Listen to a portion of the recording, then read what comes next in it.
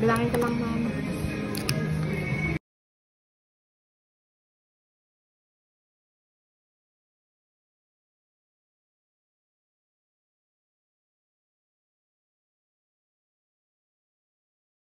Ganito na yung buhat niya, nakalihan ko na yan. Ay, paab na po. Oo, bawal na siyang matagalit nung pag nilagay yung ink. Nahirapan yata ang ink. Paano pa ba maglagay? Kaya Ano yan, madali lang maglagay yan.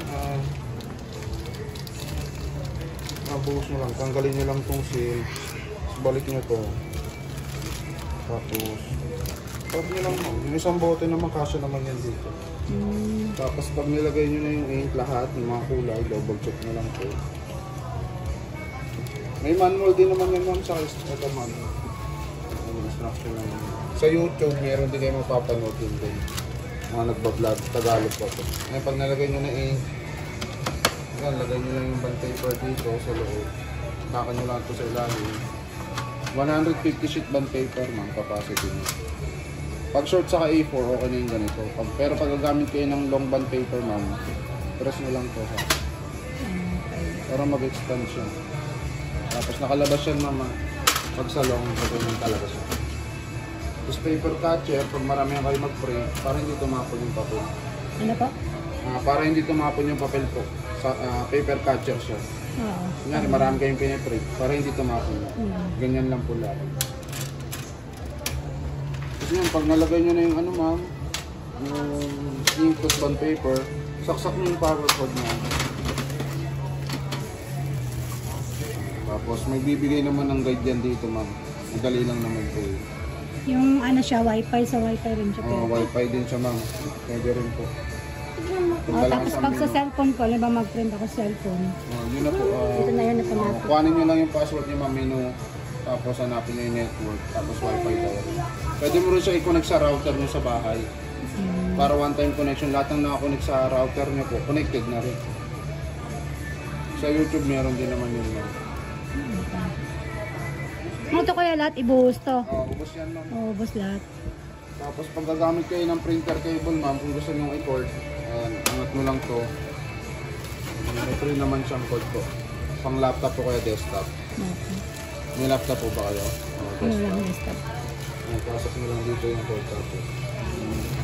Tapos pag mag-xerox din. Pag xerox po, kung short sa A4 lang sa xerox nyo, dito nyo na lang po ilagay sa flatbed scanner. Pero pag long ma'am, dito sa taas. Nakataob siya, kunyari ito yung harap. Gaganin nyo lang siya. Yung original, babasahin nyo po. Tapos yung copy, dito pa rin lalabas. Dito pa rin kukuha ng copy.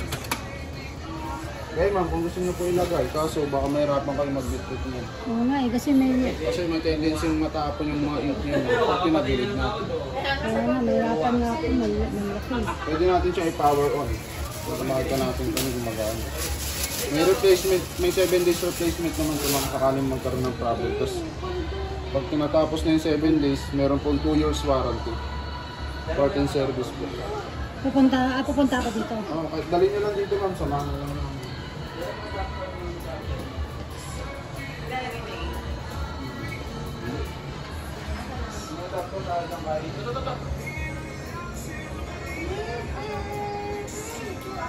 Bili na lang kayo na ito ma'am. Tatluhan kasi siya.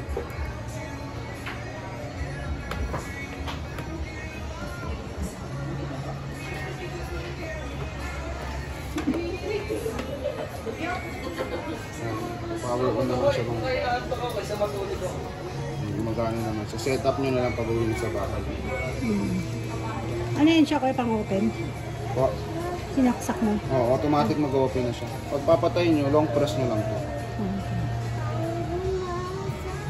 Hindi tayo makapag-try mag-print naman kasi hindi ko papalagay yung ink. Oo nga eh. Inisip ko kasi baka matapon. Madali lang naman mag-setup naman kung may mga marunong, may mga ano sa inyo. Pwede kayo magpatuwa. Sa YouTube, meron din kayo mapapanood. Search nyo lang sa YouTube ng yung ano. Sa YouTube, yung